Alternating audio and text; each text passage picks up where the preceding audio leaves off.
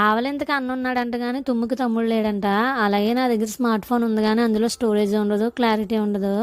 సర్లే ఎప్పుడు old recipes ఏం చూపిస్తాము, న్యూగా ఏ టమాటో బాత చేద్దామని ఈ రెసిపీ అయితే స్టార్ట్ చేశాను. స్టార్ట్ చేసిన కానీ వీడియో చూస్తేనే మీకే తెలుస్తుంది. ఈ రెసిపీ అంతా ముక్కలు ముక్కలు అయిపోయింది అనమాట. అంటే నేను మామూలుగానే వీడియో స్టార్ట్ చేసి పెట్టేదాన్ని, అది ఎప్పుడు ఆగిపోయేది. తీరా చూస్తే అది షూట్ అయ్యేది కాదు.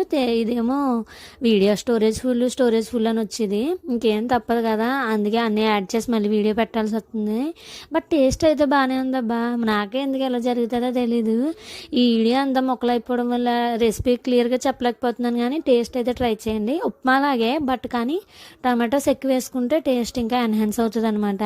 బట్ మీకు ఎలా అనిపించిందో కామెంట్ చేయండి. వీడియోస్ చూస్తున్నారు కానీ చాలామంది లైక్ చేయట్లేదు. లైక్ చేసి సబ్స్క్రైబ్ చేస్తానే కదా నా వీడియోస్ మీకు నచ్చుతాయి. ఇంకా ఎలాంటి వీడియోస్ కావాలో కూడా కామెంట్ చేయండి. రెసిపీ ఎలా ఉందో కూడా కామెంట్ చేయండి.